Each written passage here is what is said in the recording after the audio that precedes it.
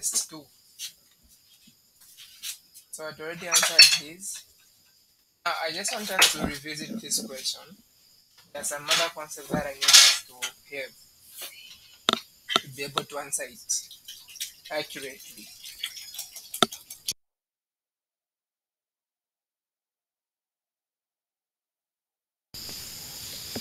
So some things we need to know is, let's start with aromatic compounds.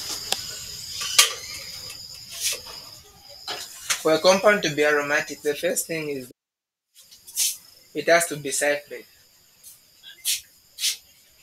The second thing is that it should have no sp3 hybridization, meaning that it should be either sp hybridized or sp2. And the meaning of that is that it should not have only single bonds bonded to 4 different things. Okay. And then the other thing we need to know is that the bond should be conjugated, meaning that there should be, if you have got a single bond, a double bond, a single bond, a double bond, single bond, double bond, like that. The other thing we need to know is that our molecule should be planar,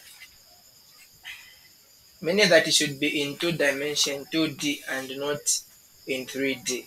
Okay. And then the other thing is our molecule should obey Haeckel's rule, which is 4n plus 2. This has to do with the pi electrons. And then we also have anti-aromatic compounds. Now for anti-aromatic compounds, they also should be cyclic. They also should either be sp or sp2 hybridized. They should also have conjugated pi bonds. They should also be planar. But the difference is that for them, they don't obey Haeckel's rule. The Haeckel we're talking about is here, meaning that their pi electrons is given by 4n. Now we also have non-aromatic.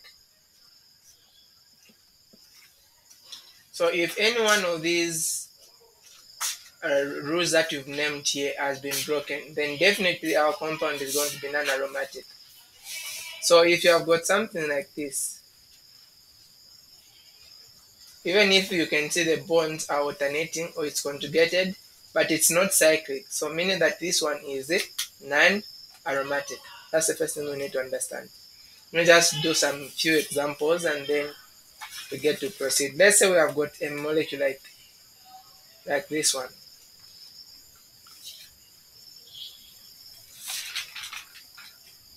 Which has got 6 carbons. So already we have already mentioned what the formula has to be if something has to be aromatic, 4n plus 1. So try to put where there is n, you put 0. So meaning that the pi electrons should be either 2. If you put where there is 4, you put 1. I mean, where there is n, you put 1. It will give you 6 as the value. Where there is n, if you put 2, that is going to give you 10. Where there is n, if you put 3, that is going to give you, is that a 14? So you see how we are moving. These are the numbers. Immediately you get these numbers of pi electrons, and then you meet these other rules here, then your compound is going to be aromatic. But for anti-aromatic, if n is 1, that will give us 4. You're moving like in multiples of 4. And then if n is 2, that will be 8. And then 3, that is 12. And 4, that is 16. So if you find these pi electrons, that will tell you what your compound is going to be. So if you look at this ring I've written, which is benzene, it has got 3 bonds. And for each bond, there is 2 pi bonds. So meaning we have got 6 there, and you can see 6 is falling on aromatic. So meaning that this one is going to be aromatic. And if you look at each carbon, this carbon is only bonded to 3 things. This carbon is only bonded to 3 things. This carbon also, this carbon also, this carbon also. So this molecule is cyclic because each is bonded to 3 things, meaning that it is sp2 hybridized. And you can see the bonds are alternating, so that is conjugated.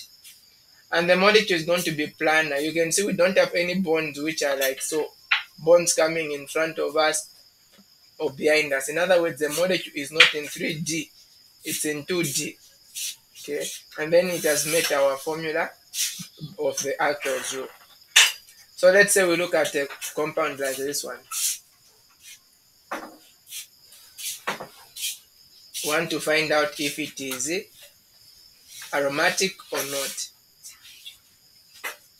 Now for a compound like this one, the first thing is look at, is it cyclic? So we have met the first rule that is cyclic. Is it sp2 or sp hybridized? Each atom should be sp2 or sp3 sp hybridized. If you look at this carbon, just is bonded only to two things, meaning it is sp2 hybridized. This one is also sp2 hybridized. This one also is sp2 hybridized. This carbon also is sp2 hybridized. And then look at the nitrogen. Now, as you can see, nitrogen is bonded to hydrogen. So it's bonded to nitrogen. It's also bonded to another carbon this side, bonded to another carbon this side. So meaning it is only bonded to how many things? 3 things. So the hybridization here is sp2. And when you see a lone pair of electron, a positive charge or a negative charge, that represents a p orbital. And the p orbital is the same as a double bond that you can see. So that is representing conjugation. So remember, your molecule should be conjugated. Double bond, single bond, double bond, single bond, double bond, single bond. So already we have made that all the atoms are sp2 hybridized. Now is your molecule conjugated. So you take a lone pair of electron as a double bond. Even when you have a positive charge on a compound, you take it as a double bond like that. So this is the double bond, single, double bond, single. So you take the lone pair as double bond, single. So you can see this molecule is also conjugated. And then how many, what formula are we obeying for this molecule? If you look at this lone pair, that lone pair is representing a pi bond because there is an hybridized p orbital. So that is one pi, we have got 2 pi bonds there, and then 2 pi bonds also in this one, 2 pi bonds in this one. So that is 6. So that has made this formula. So this compound here is aromatic. Okay, it is aromatic. I'll give another example just to make sure that we get this through. It's important to understand this.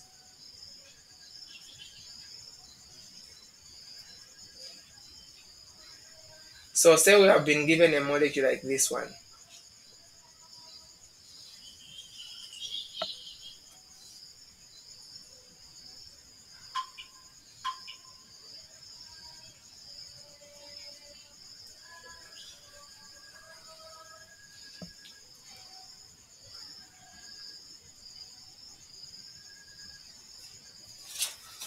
Okay, so if you look at this molecule here, say it has a positive charge at this point.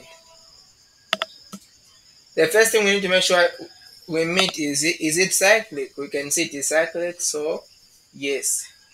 Are all the bonds sp or sp2? If you look at this carbon here, it is bonded to 3 things, meaning it is sp2. This one sp2, this one sp2, this one sp2, this one also, this one also. How about this carbon? Now you can see this carbon is having a positive charge. The meaning of a positive charge is it only has 1 hydrogen attached to it. So it has got a deficit of electrons.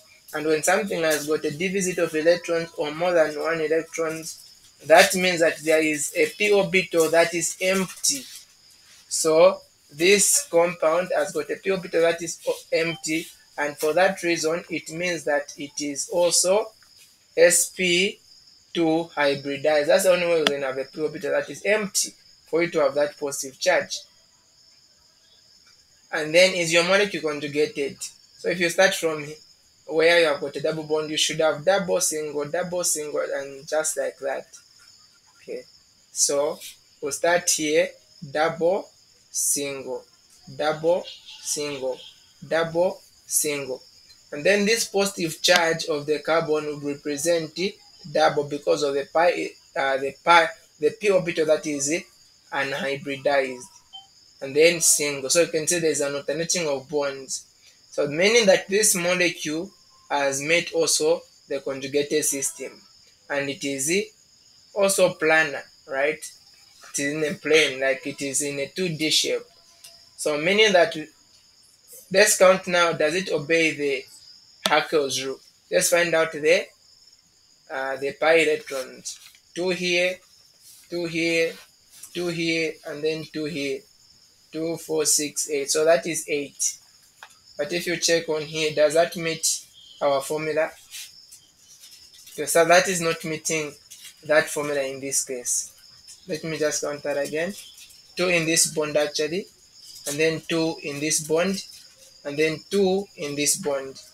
Now, for this one here, you are not going to have 2 electrons because there's a deficit of electrons. So forget about that too. I mentioned there's a deficit of the positive charge there.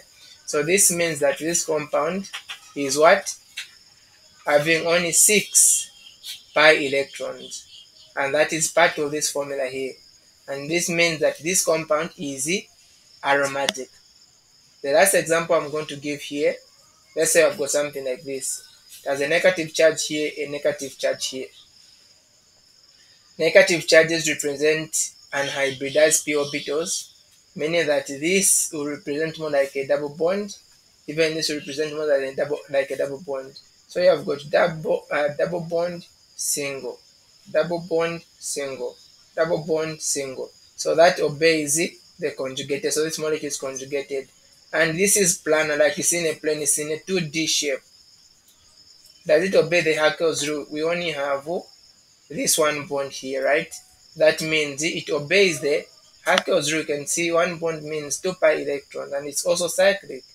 How about hybridization? So if you look at the molecule itself, all the atoms are going to have sp2 hybridization. This one is only bonded to 3 things sp2, 3 things sp2. This one also only has 3 bonds with the hidden hydrogen, because there will be no other hydrogen because this is extra bonds there. Okay, there's no bond there because that's what the negative charge means. So I've also obeyed this one. So this means that this molecule is also aromatic.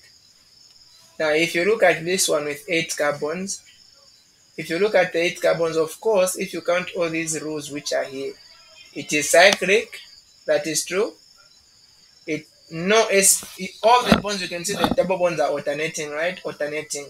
So meaning that that compound is going to be sp2 hybridized, and you can see the bonds are alternating. That means that our molecule is conjugated. The other thing is that this molecule is going to be planar. Okay, like it's in a plane, it's in a 2D shape. But the only thing is, does it obey Haeckel's rule? It has got 8 electrons, and 8 is not part of here. So because it has obeyed everything, the only difference is at the end here, meaning that this molecule is anti-aromatic. I hope that clarifies now everything that we did. Is it okay?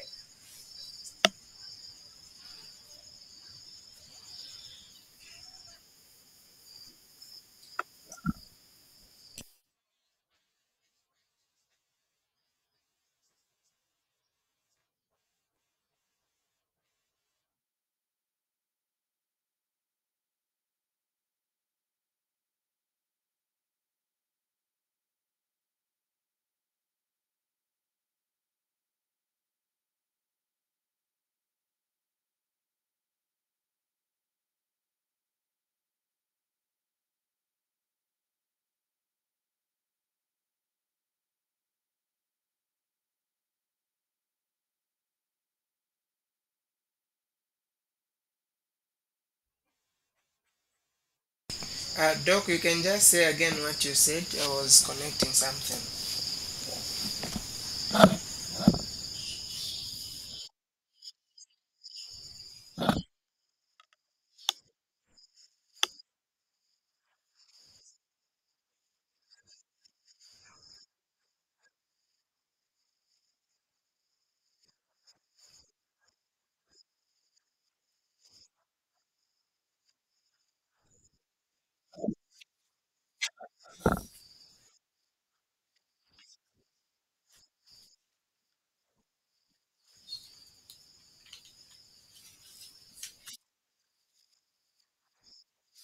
Yes, yes, that's what you do.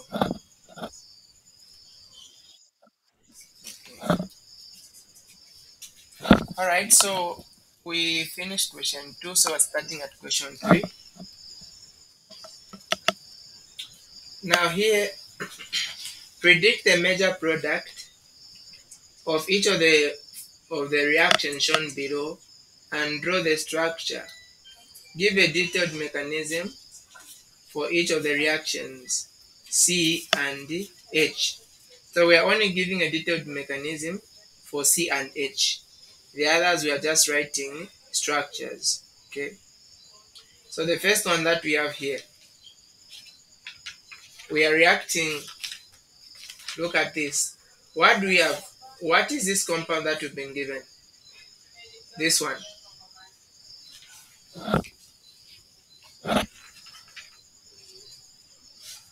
Anyone?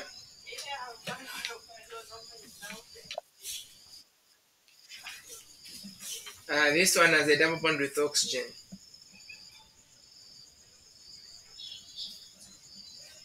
So this is how many carbons? 1, 2, 3, 4, 5. This is pentanone. It's a ketone. Now remember we've been mentioning, so what is going to happen in this mechanism is this. The first thing first, look at what we have. We have got hydrogen cyanide. Okay, hydrogen cyanide. So what can happen is that the bond between hydrogen and cyanide is able to break like so.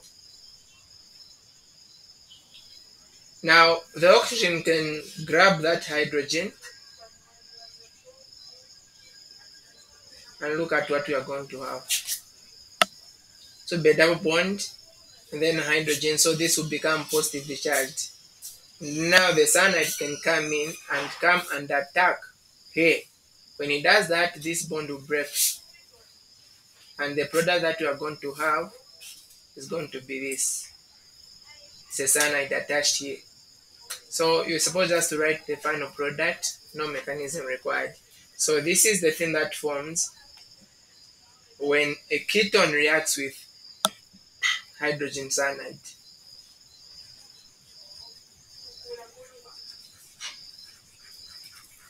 And then for the next question, question number 2.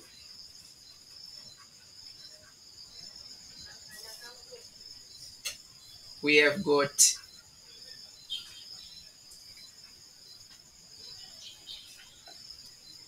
we have got this compound Cl. We are reacting it with water. I'll write water in this way.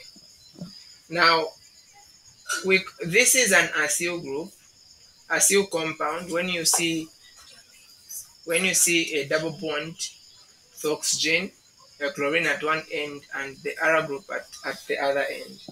So what happens is that you can react an acyl group with water, and what you'll be able to form is going to be an acid.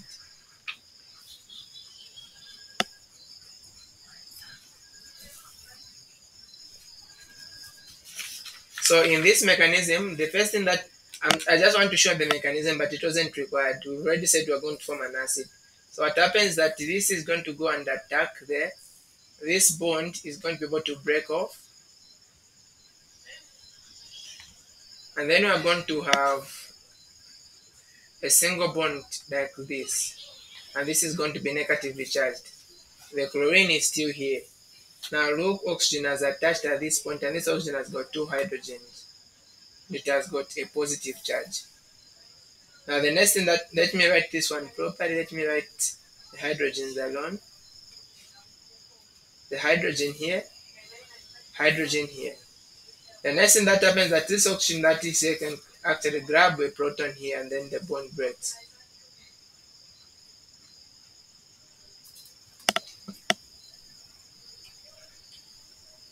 So we're going to have OH on top there, and then we also have OH down here.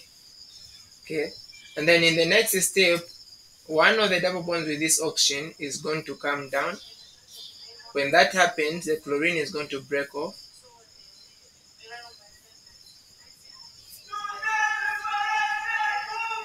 So now we have got a double bond with oxygen, but this oxygen is bonded to a hydrogen, is going to have a positive charge, and then we are going to have OH at the end. The same chlorine that we have released can actually come and grab this hydrogen, breaking off this bond. And that will give us our final product. It is a double bond with oxygen and OH. Is this okay?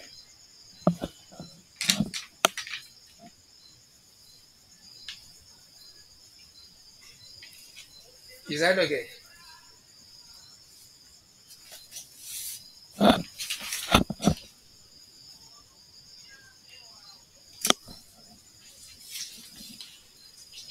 People, are we together?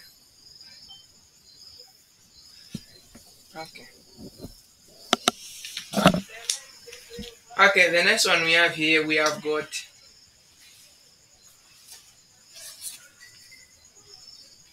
this compound, NH2, double bond to oxygen on top there. You are reacting with hydrogen and water.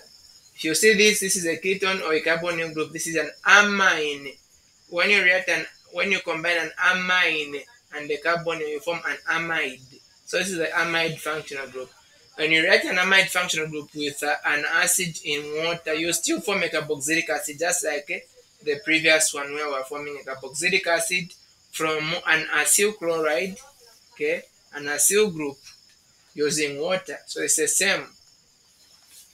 Now in here what will happen is that the first thing is we are going to grab a proton. You can see we have got a proton in this solution, so we're going to get this proton. So now we have got this with a positive charge. And then we have got the amine. The next thing that happens is now our amine is going to come in. Sorry, not our amine, but our water will come in.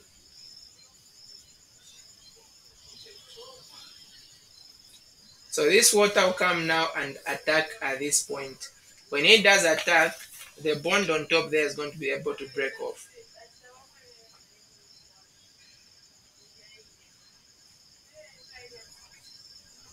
Oh, it's now a single bond, not a double bond. Remember, it's attached to oxygen, so that is the OH. And then down, we are also going to have oxygen, but this one is bonded to two hydrogens. Are we okay up to this point? Remember, they said that for C and H give a detailed mechanism. So this is a detailed mechanism we're writing. Are we okay here? Okay. And then another water molecule is going to come in to remove this hydrogen. This bond will break off. So I've got NH2 at the end here. We have got OH on top. So we have got OH also down. At this point, this nitrogen has got a lone pair of electrons. What it does is that it can grab a hydrogen which is in solution. This bond will break off with water. So now I've got nitrogen bonded to three hydrogens. So it will be positively charged. The aim of that is we just want to make it a good living group. Okay, like that. So at this point, when we have formed this nitrogen, it's now ammonia. It's now a good living group. Then one of these bonds can break off from here to come and form a double bond, and then this group can break off.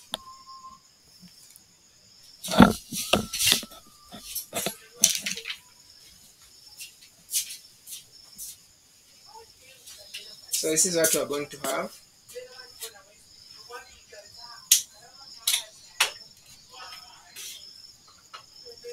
So now we have got a carbon here, carbon, another carbon, now a double bond with oxygen. This oxygen is also bonded to a hydrogen, so it will now be having a positive charge. And then we have got it, OH. Is this okay?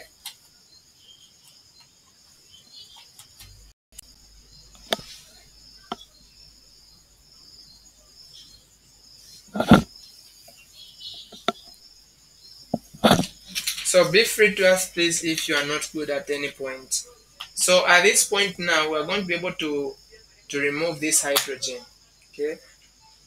we'll be able to remove that one hydrogen that is here, that bond. This bond will break off and go here. So now our final product is this, which is an acid. So that is how we form our acid at this point. Remember, it was right a detailed mechanism for this one. Does that make sense?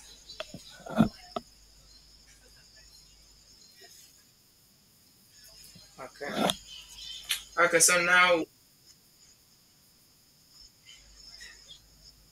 we've used the water molecule to remove the hydrogen which was on our oxygen there.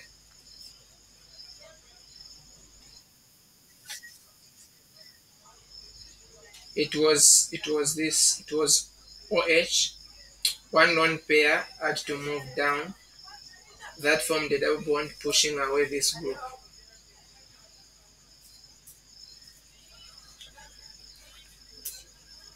Is that okay?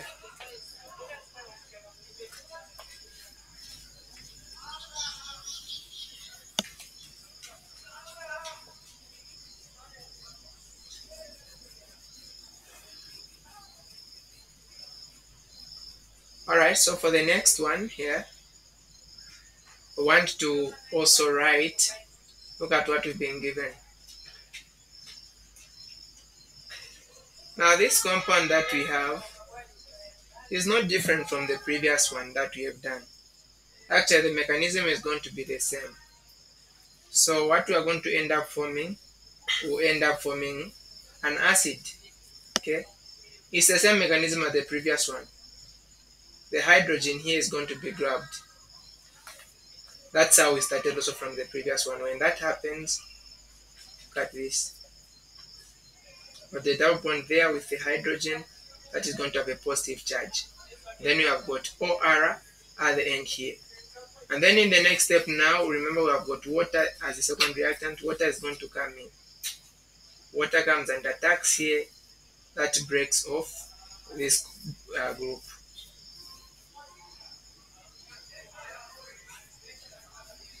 So I've got OH and then water is attached here. Anyone to guess what is going to happen next? Anyone?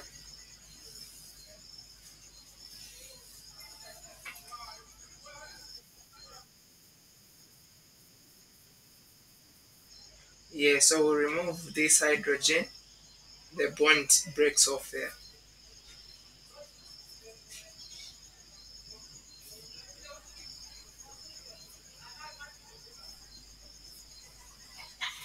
And then, what do you think is going to happen next? It's the same mechanism, we're just going through it again.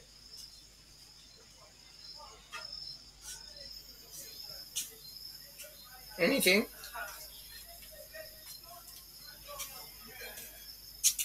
So what can happen is, just from the previous one, we are converting amine to a good leaving group. We can as well convert this one to a good leaving group by grabbing a proton that is in solution.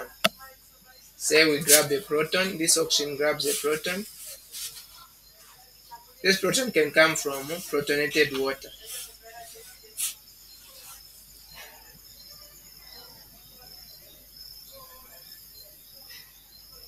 So we have got oxygen bonded to R, it's also bonded to H. It's now positively charged. It's a good leaving group. So again, a lone pair here can come, break off, come in to form a bond here, and then this group now can leave. So I've got OH. So this will now be a double bond with oxygen. And there's going to be a positive charge here. The goodness with chemistry, if you understand really a mechanism of one, you know the mechanism of a lot of things. So here again, water can come and grab this proton. This bond will break off. And that is how we end up forming our carboxylic acid. So that will be the final product. So remember, we just wanted the product and not the mechanism for this. The next one here. Now look at we have.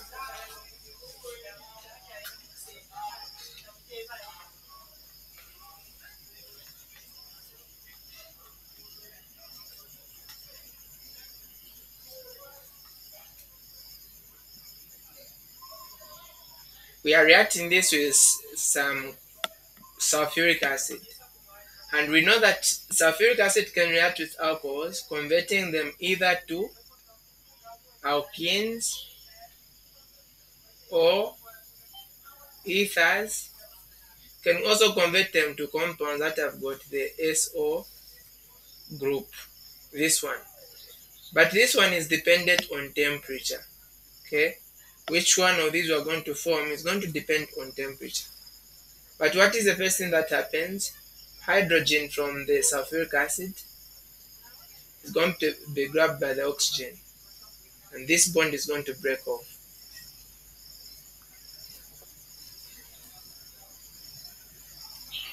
So I've got this one with a positive. It has two. It has got two hydrogens.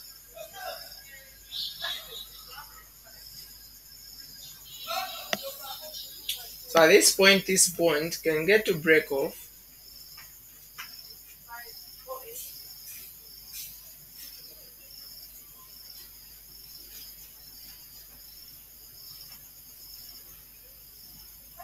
So we are forming this one with a positive charge here.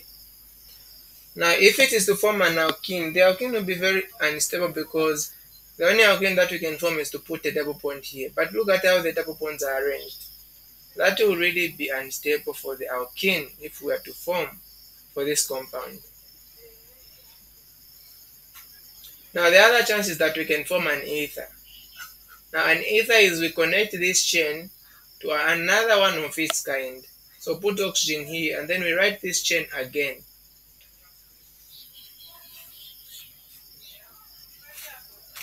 Remember, this one has got this group somewhere here. So that would be the ether that would form. Now, I don't even know the temperature for this molecule, so that would be one possible product. But I believe what will be more stable is you getting to attach the SO. So the same molecule that you had released at this point, SO3H, act as a nucleophile coming to attach at this point, so that it can become our product. Actually, I've not written the bond rightly. So I'm supposed to write a bond like this. I'm not attaching just direct to the ring. There was already a carbon there. Then for the next one here, look at what we have. A double bond with oxygen here. What are we reacting with? We're reacting with this group. So first thing is going to be able to identify what the group is here. Okay. So this is C6, 6 carbons, H5. Most if you see C6 and H5, you should think of a benzene ring.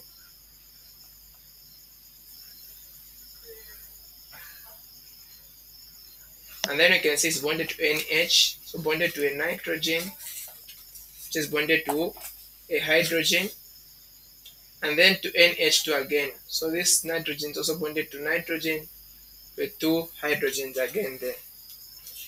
Now, one thing that I want us first to take note of this one is when you're writing a carbonyl group with a compound like this, with this compound, you are writing a carbonyl group. Let me first give a general carbonyl group that you can use. Let's say we have got a compound like this. It has a double bond here, and then it has got R here, another R. So I've got R group, and then another R group. So this one is near because it can be if it's an hydrogen, then it's an aldehyde. If it's any other group, then it's a ketone.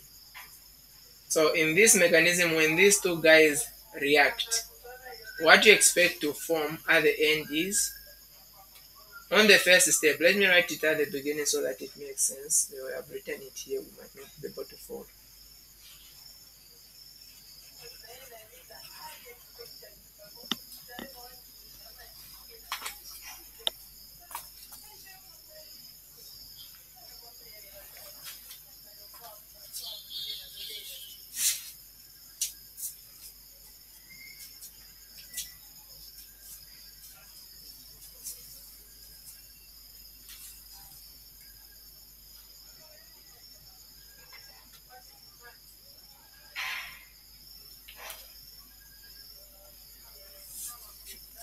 So what is going to happen here is that in the first step, we are going to get our ring. We will be able to attach this group that we have. So we'll be removing those nitrogens that you're able to see there. Okay. So look at this. You're going to have your bond with the nitrogen. You still have the hydrogen on top there. Let me write the hydrogen down. And then that is bonded to a nitrogen. Now when you see one nitrogen, the two hydrogens are going to be lost here. Okay. But we are going to form this double bond that you can see with this our group is the one that you are going to be able to see here. And then you see now your R2 bonded at that point, and then your R1 bonded at this point. So that's the first group that we form. But then the final product that we get to form in this mechanism will be, we still have our ring.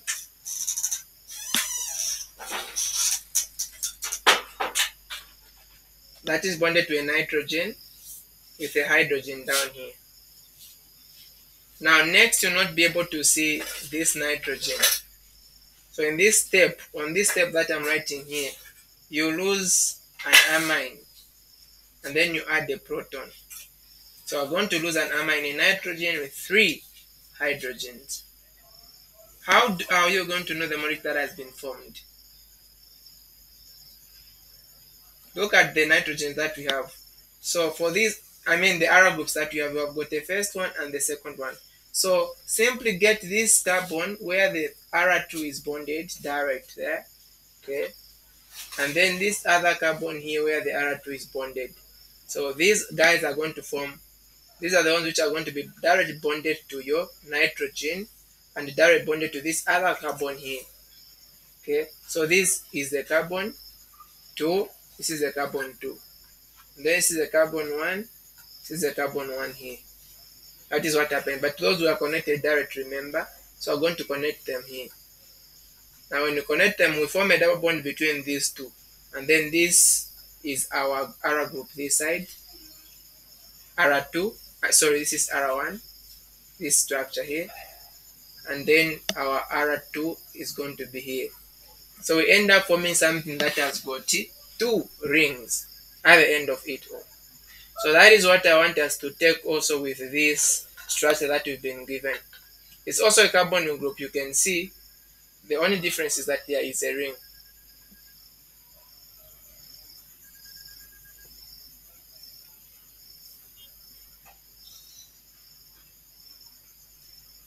So let me put a double bond here. I want us to follow what I've written on top here. So the first thing you write your ring that has got the nitrogens, that's got alternating bonds inside there.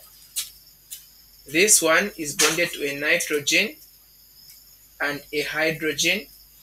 It's going to be bonded to another nitrogen, which is this one. Remember we said the 2 hydrogens at the end are going to go. And that is where we're going to attach our compound. But we attach at the point where there is the double bond. Hope that makes sense. We are attaching at the point where there is the double bond, just like we did with this one on top. I want to use that one because so that we are able to follow this. You can see this one at the double bond with oxygen, that's where we're connected. So same way with this structure, where there's a double bond with oxygen, that's where we're going to connect at. So write a double bond like that, so, and then we write our ring.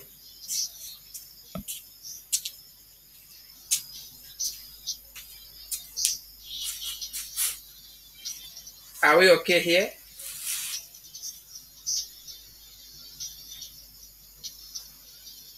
Are we okay?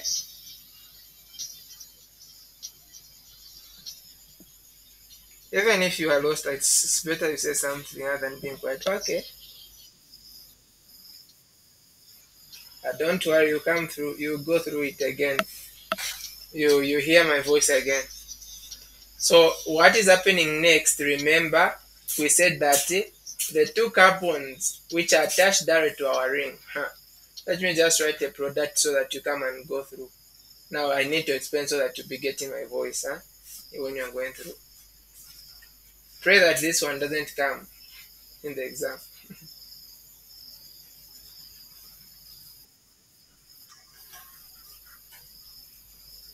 But anyway, you need to still know it for whatsoever case. So it's not hard, dogs. Look at this. Look at what we did. We just got our compound that we are given. We removed the two hydrogens which are there. And then at the end where there's a bond with oxygen, we remove that oxygen and that double bond, we just put it on top of the hydrogen here. That is what we have just done.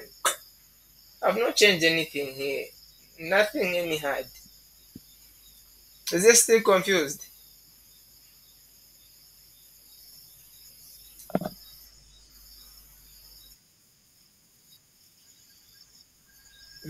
There's no need of a mechanism here. You are just writing.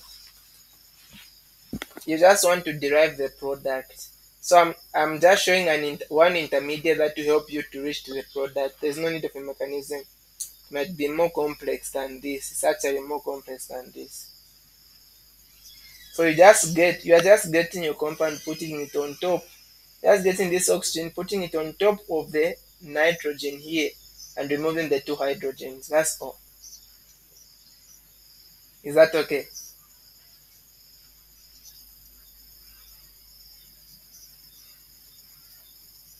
Okay.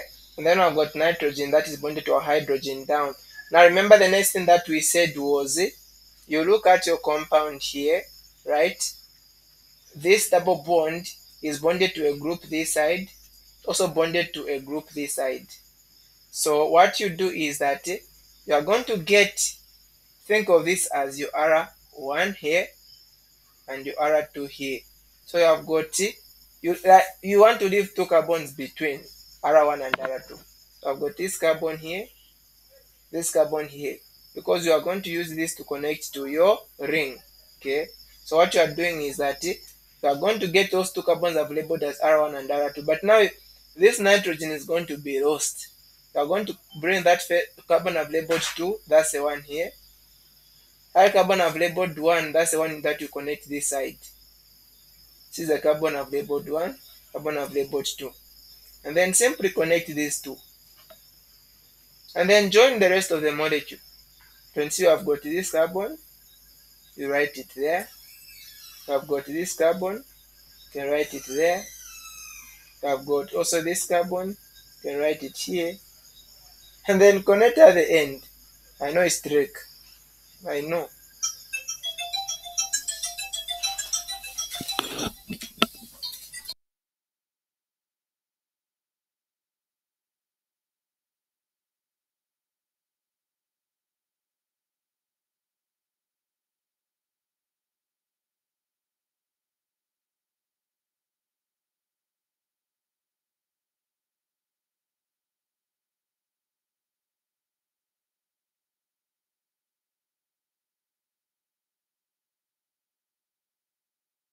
Okay, so let's answer this one. This is the one they require that we write a mechanism. This is the one that they've given in their classes, not this one. This one they've not even taught, so they just brought it. So don't feel bad because of one question which is looking bad. Look at what we have. What reagent is this? We talked about this already. What reagent is that?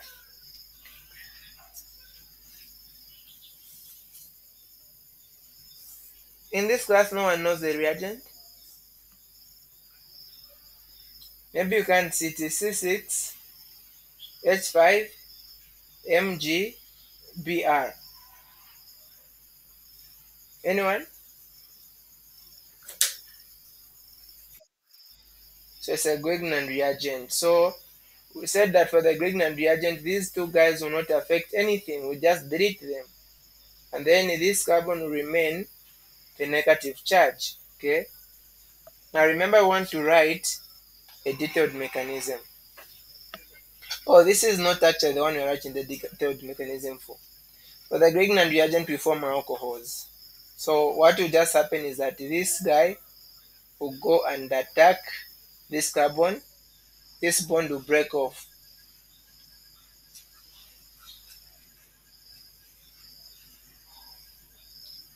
So this is attaching here. Now in case you don't know, CHE2105 is a benzene ring.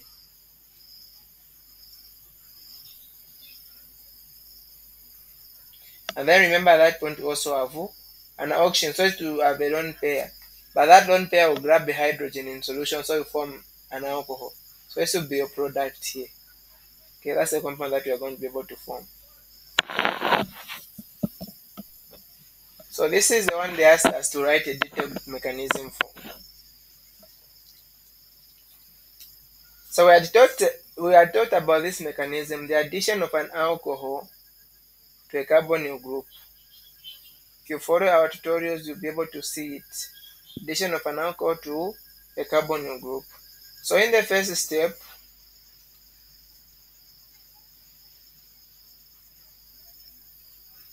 what happens, we are going to use our sulfuric acid, which is down here. The oxygen will be able to grab a hydrogen, breaking off this bond.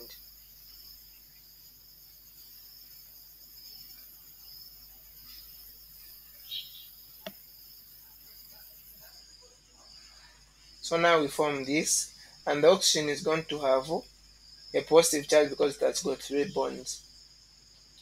It is still having a hydrogen here. Now in the next step, our alcohol, which is on top there, please you need to know this mechanism.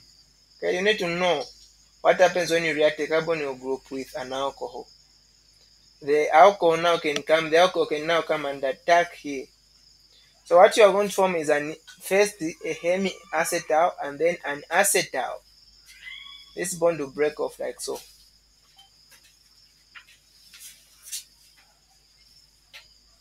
So we're going to have OH, hydrogen.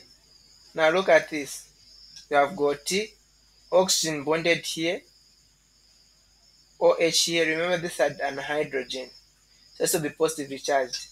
Now we'll use, let's say, at this point we remember we had produced OSO3H minus. So this same guy can come in and remove this hydrogen here, and that breaks off this bond.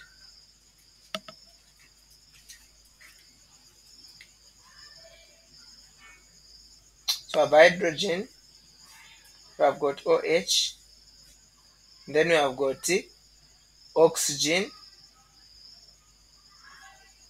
it's another oxygen there.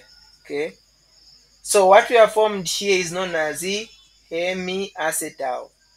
So hemiacetal is a compound where I've got the OH and an ether.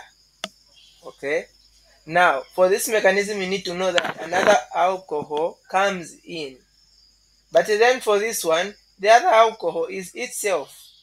So if there was no alcohol function group at the end there, would have used another one of the same molecule that had attacked earlier. Take note of that. Okay, but then before then what will happen is that the oxygen that is on the bottom here is going to grab a proton. It can grab from another sulfuric acid.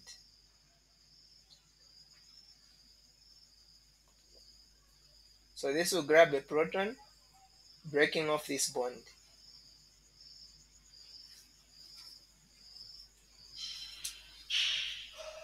So we have now oxygen with 2 hydrogens like that, and then it is bonded to oxygen, which is bonded to OH. Now at this point that we have reached, that is when the alcohol can act again as a nucleophile. Let me pause a bit. Are we good? Are we good? We are lost from somewhere. Okay. Before the OH attacks, in this, please you need to take note of this. After you formed your hemiacetal, and then you have formed your protonated water, one of the oxygens that you initially added in from the alcohol is going to send its bond to form a double bond, and that will break off this compound.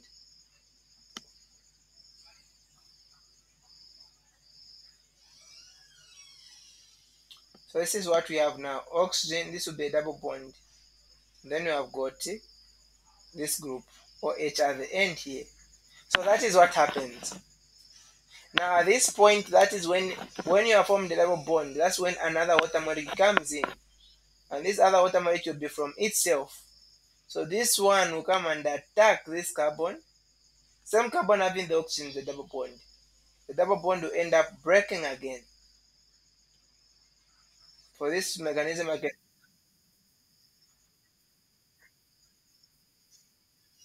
Oh, thank you very much. That's true. That's true. That's true. So that oxygen is known to have a positive charge because it has got three bonds.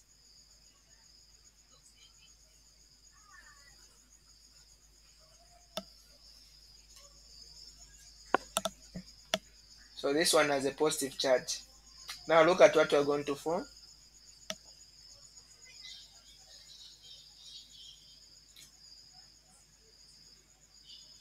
Like that.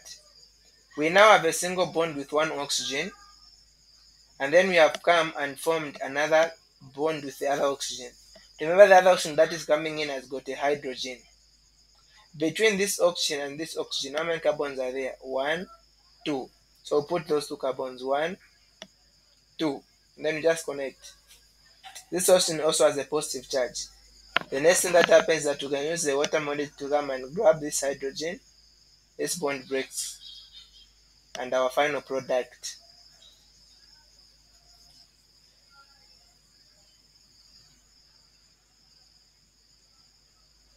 I can actually write it down here. Oxygen, oxygen. And then like that. So this will be our product. Okay. That's how we form our acetal. Two ether function groups. This mechanism you really need to know. Let me do this. For practice's sake, try out this one. You can send on WhatsApp when you find the answer.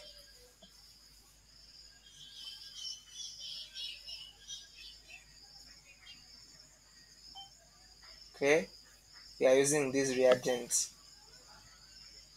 This one, the alcohol is in excess. Take note of that, alcohol is in excess. So the other one, the same alcohol had two functional groups, so it attacked and attacked again. But here the alcohol is in excess, meaning if it attacks and then to come and attack again because it's not the alcohol functional group is not in the same molecule. Please try out this question. Alright, so that is this. The next question. A compound A C5H12O does not give a precipitate with phenyl Now, let's remember, if something does not give a precipitate with phenyl what does that mean?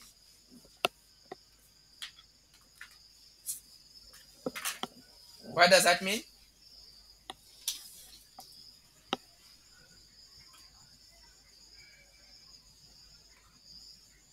Is it that everyone in class today does not attend our classes every day? Okay, no precipitate with phenyl Remember, A has got the formula C5H12O. No precipitate with phenyl means that there is no carbonyl group. Because phenyl is a test for carbonyl groups. Oxidation of A with potassium dichromate gives B. So when we oxidize A, we get B, and this is oxidation. And what we are using here is potassium dichromate.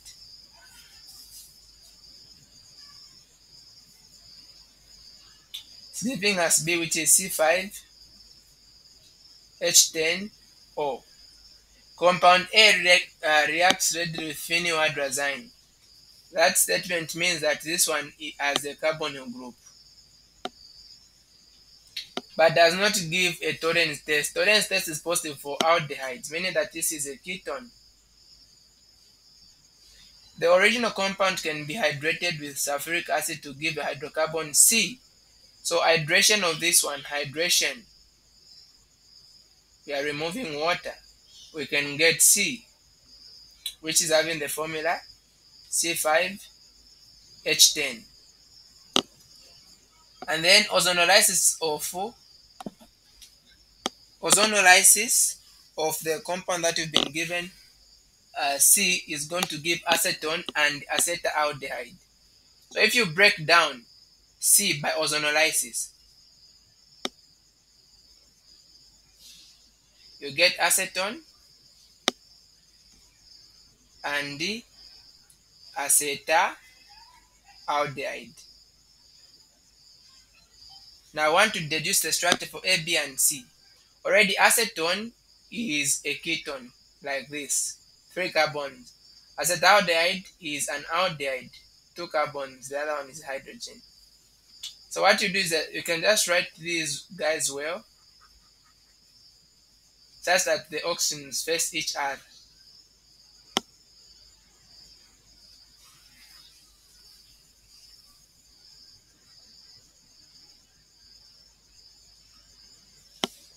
Okay, this. So what will happen is just remove the oxygens and then attach the bonds there. That is going to be your C, the one you broke to give you that compound. So that will be this one. This is C. Now remember, C was formed from hydration when we removed water. What happens if I add back water to this compound? When you react this guy with water, you are going to form an alcohol. When you react a double bond with water in an acid, you form an alcohol. When you hydrate an alcohol, you form an alkene. So the chances are that alcohol can come, the alcohol function group can either attach here or attach here. Those are the two chances. At the same point where I've got a double bond, that's the meaning. Now, if say we had attached the OH here, and then we also attached, this is a hydrogen, don't forget there's a hydrogen there. Let's say we had attached the OH here. This one is a tertiary alcohol. This one is a secondary alcohol. Now we know that A was supposed to be oxidized. Tertiary alcohols do not undergo oxidation. So meaning that this is not a possible structure for A. So the structure for A is this one with an OH here. When we oxidize this compound, simply remove the hydrogen and then put a double bond there. So put a double bond here. Okay. Now the single bond. For A, sorry, forgive me. For A, the double bond is not supposed to be there. When you oxidize an alcohol, forms an alkene. When you dehydrate an alkene, you form an alcohol. So we are simply removing the hydrogen on A, then putting a double bond with oxygen. So this is going to be our B. So that would be B, that would be A, and that would be C. So that is how we work out those. Okay, let's look at this one. Consider the following two dienes. Explain why 1,3 pentadiene, that is the first structure, gave enthalpy of hydrogenation far much less than that obtained for 1,4 pentadiene. So I want to explain that. So we should be able to explain using a mechanism. Okay. So what can happen is, it's saying consider the two, explain why hydrogenation or adding an hydrogen. I'm starting with the first structure that we've been given, double bond here, double bond here. That is the first structure. In hydrogenation, what you do is you can add an halogen bonded to an hydrogen. Can be bromine, chlorine, or something like that. So any one of these double bonds can attack to grab a hydrogen. Let's say this double bond grabs this hydrogen. I want to use this double bond because if I use this double bond to grab the hydrogen, I'm going to form a primary carbocation, and that is not stable. Okay, so that's why I would rather go for the other double bond. This double bond will still be here. But look at this. If hydrogen attaches at this point, because it can attach at any one point where the double bond is, it means that there's a positive charge that will form at this point. Okay. But this guy can form a resonance structure. What can happen is that the double bond can move up to here. When the double bond moves up to there, what you are going to have, remember you still have the hydrogen here, and then you are going to have the double bond here. Now, when the double bond moves, the positive charge also move to jump one carbon from to the direction where the double bond is coming from. So the positive charge will come here. Now, another thing that can happen is that another hydrogen can come in because this is hydrogenation. Okay, could have even used H2, but yeah, another hydrogen is going to come in. So that is the step that we are going to write here. Can now react this with hydrogen gas. And when that happens, where the positive charge is, that's where the hydrogen will come and attach. So meaning the two possible structures that we are able to form is hydrogen attached here, a hydrogen here. There's going to be still a bond here. Another one. Look at this, another one. The double bond is here, there's a hydrogen here. The other positive charge is at the end, so another hydrogen can be added here. So these are the products that we are getting, right, from the first compound. You do the same mechanism for the second one. But for the second one, both double bonds are at the end. Meaning that the only chance is that the hydrogen, we are going to grab the hydrogen using the double bond at the end. There's no other chance. So if this double bond grabs this, let me even change the card. What we are going to see is going to be something like this. This one will still be there. Now the double bond wants to form something that is as stable as possible, the carbocation that is as stable as possible. So the hydrogen will attach at the end so that we form at least a secondary carbocation, because if the hydrogen to attach here, the positive will be here, and that is very much unstable. Resonance for this one is not possible. Okay. For this structure that I've written here, resonance is not possible. So this means, why is resonance not possible? Resonance is only possible if the positive charge is like just one step away from where the double bond is, if it was here. So this means that this structure I've written here will not be formed. This would be the most stable structure to be formed because it's forming a secondary carbocation. But it will not be formed because there's no resonance that can happen. Instead, the hydrogen, when we grab it, the hydrogen is going to come and attach at this end of the double bond. At this end. And when that happens, where is the positive charge going to be able to go? We can't put a okay, the positive charge is going to like go at the end here. Okay. You see we are still forming something that is more unstable, because if a hydrogen attaches, you always break the bond, the double bond, and then one carbon will always be deficient of electrons. So that is why the positive charge goes there. So meaning that this molecule is forming unstable carbocation, such that even if another hydrogen is going to come and react, look at the molecule that you are going to end up with. But attach a hydrogen here, will also attach an hydrogen here. So now we can explain why the enthalpy of hydrogenation, we are adding the same hydrogen, but then for one compound, it is much more stable than the other compound. What would be the reason for that? That is because even though these two structures have got the same reaction happening, hydrogenation, using 2 moles of hydrogen for each. You can see we are using 2 moles of hydrogen at this point. Why are we using 2 moles of hydrogen? That is because I'm using 2 moles of hydrogen. This is 1 mole of hydrogen, this is another mole of hydrogen. So when we are using that, it will give less enthalpy of hydrogenation for the first one, because it is a conjugated hydrocarbon. Conjugated hydrocarbon will give a more lower energy. Look at this. These are conjugated. The meaning of conjugated is they can form those resonance structures which are going to be more stabilized. Okay. Conjugated systems have got double bond, just double bond, single bond, and then double bond, single bond, and then double bond. That's conjugated. This one here is an isolated system, so it has got a very stable energy for it. It's important to understand that.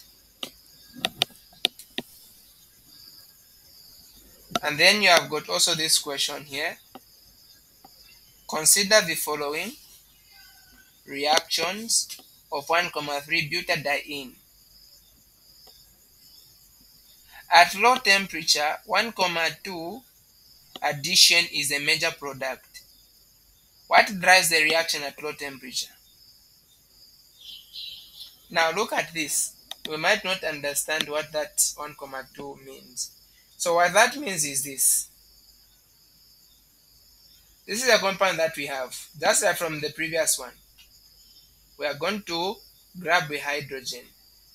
This bond will break off. We have a double bond here. The hydrogen is supposed to attach at the end so that we form a positive charge here, so that it can be stabilized by resonance. So when this double bond moves up to here, what happens is that, remember, you still have the hydrogen at the end here. Double bond has moved here, so the positive charge will now come at this end. Now this bromine which was released now can come in the second step and attach where the positive charge is. So for this one to attach here, for this other one it to come and attach at this end. So if you count the carbon, this is carbon 1, carbon 2. So this is called 1,2 addition. And then for this one, this is 1, this is 2, this is 3, this is 4. This is known as 1,4 addition. Now normally 1,4 addition is less stable than 1,2 addition. Why? Because for 1,4, remember, we had a primary carbocation here. But for 1,2, we had a secondary carbocation here. And you know that secondary carbocation is more stable than a primary carbocation. But then, okay, so that is the reason. Now the question is saying at low temperature, you need to know that at low temperature the major product is 1,2. That is what you can see what they gave here. You can see this is 20%, this is 80%. On top here you have got high temperature. Like they gave a high temperature here. That should have been should be 80 or something. Down here should have been 40. So look at this. At 80 degrees, the major product that you are forming is, where is it? If I've not swapped these two values, at low temperature, that's where we are forming the major product being 1,2. And you can see for this one, they gave 80% as 1,4, meaning that is this is okay. So at 80 degrees, the major product is 1,4. Okay. And then this is the product that we have written, 1,4. This is the one. It's the same as this structure here. And this is even wrong. This is not 1,4. So the structures that were written here, there was a mistake on the typing. The 1,4 is this one. 1, 2, 3, 4. The one they've written as 1,2 is actually 1,4. Okay, this is 1,4. Yeah. So at a high temperature, I want to state this clearly. At a high temperature, we favor 1,4. Okay. So this is going to be the major product, 80%. This is going to be the minor product. We favor 1,4. The major product is going to be this one. Now they've confused this, so they are confusing me when numbering. Let me change it here. This is 1,4. This is 1,2. Okay. So 1,4 at high temperature is the major product, 80%. And then at low temperature is the 1,2 is the minor, 20%. Now when you lower the temperature, the major product changes. Okay, you can say 1,4 will become the minor product as 20%, and then 1,2 becomes the major product as 40%. Now the question is, at low temperature, 1,2 is the major product. What would be the reason? So the reason for that is the stability of the carbocation intermediate, which is the secondary carbocation, is the main driving force. Remember we said that for 1,2 we were forming a secondary carbocation. That secondary carbocation is the main driving force at low temperature for the 1,2 substitution. And then part 2 is saying what drives the reaction at high temperature, and name the type of mechanism. So the type of mechanism, this is the, okay, at high temperature, what will be able to drive the reaction is high temperature can be able to break pi bonds, right? Like the double bonds can be broken just because of temperature. And when the double bonds are broken because of temperature, then there is chance for addition of our compound, or actually this is substitution. Remember what is happening is we break our bond, right? We are breaking our double bond. At the end we are adding a hydrogen. This is addition, yes. So at high temperature, what is driving the reaction is just the energy. The energy can break those double bonds, and then we can add our hydrogen, we can add our bromines. Okay, what is the name of this mechanism? It is the 1,4 addition reaction. The 1,4 addition reaction. And then part 3 is saying give both mechanisms for these substituents, i.e. 1,2 addition and 1,4 additions. So the mechanism is what I've written down here. The 1,2 and the 1,4. That's the mechanism. It's just that I just attached direct to the Br, but the Br, when we formed those positive charges, was supposed to act as the nucleophile, and then it came and attacked. That's how it attached there. Part 4 is saying why is the 1,4 addition a major product at high temperature? That's not a repetition of question as part 2. Okay. That is because the electrophile can easily attach at the secondary carbocation at high temperatures. Why is 1,4 the major product? Actually, 1,4 we're attaching at primary carbons. This carbon here and this carbon here. So at high temperature, your compound, it can easily attach at the primary carbons because of energy. Okay, that, like, basically that is that. High temperature is energy that is facilitating the reaction. Low temperature, what is facilitating the reaction is just the stability of the intermediates. Provide a mechanism to explain formations of the following products. So starting with the first one,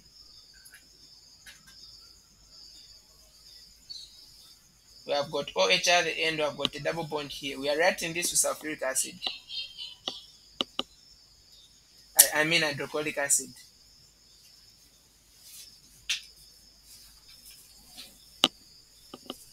So the first thing that happens is that your hydrochloric acid will come in, oxygen will grab the hydrogen, the bond breaks.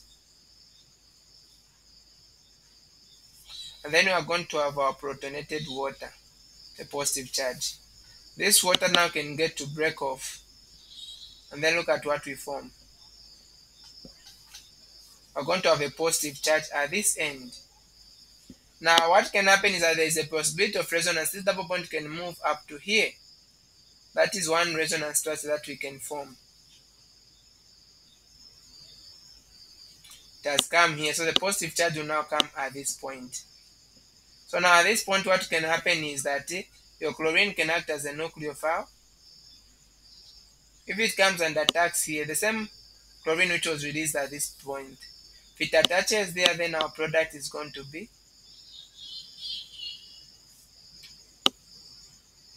here. And then if the same chlorine came and attacked here, then our product will be this one. So that is this one, which is this one here, then this one, which is this one. So that is how we can get to account for the production of those. Consider the reaction given below. Write the structure of the products of this reaction. State which one is major and minor. So for this one, we are using the Grignard reagent.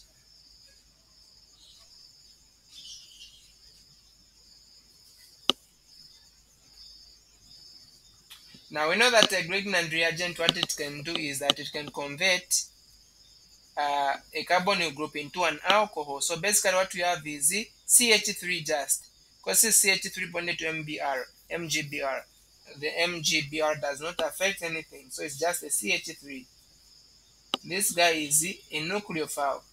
To come and attack here, this bond will break off. We have got a single bond, and then we have attached our CH3 here. Next thing that happens that, remember down we have got protonated water there, so hydrogen can now come in. I mean the protonated water, we can grab a hydrogen from here, and then we are going to have OH. This would be our compound. Even if I don't write this CH3, we know that the CH3 is here. Okay, so this what we have formed here is going to be the major product. So the major product will be the formation of an alcohol. But then the alcohol is not the only thing that can be formed in this step.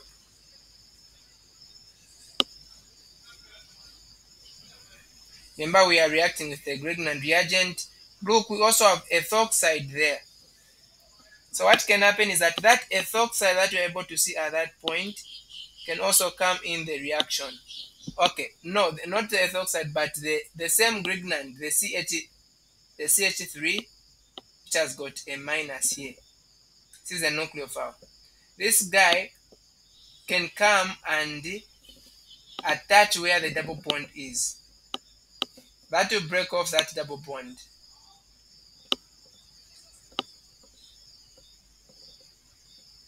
So it has attached here.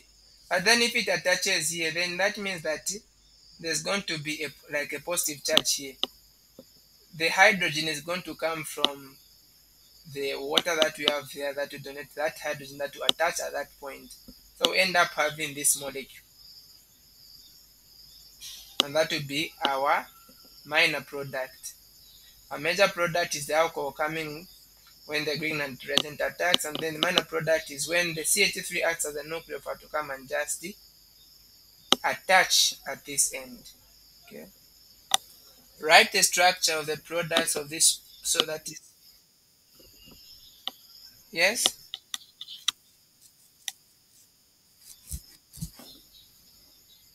where, oh, the double bond has not gone anywhere, it's still there. Sorry for that. Thank you very much. So part 2, explain the distribution of the products. Ensure you refer to the two types of addition observed in this type of reaction. Explain the distribution of the products. Ensure you refer to the two types of addition observed. So 1,2 addition. So you have got the 1,2 addition, okay, which is a minor product. Which one is a 1,2? We had added the methyl here. We had added the hydrogen here. They are just next to each other. When you add the a group and the hydrogen to two ends of a double bond, you call that as 1,2 addition. So 1,2 addition, that will produce the minor product. And then the nucleophilic attack of the Grignard reagent, that is the one to produce the major product. Okay. The first one actually was An SN2 reaction, that a nucleophilic substitution reaction, where we attached our compound to the double bond, breaking off that double bond. So those are the two types of reactions. I've got the addition of CH3 and then the attack by the Grignard reagent, which is nucleophilic also.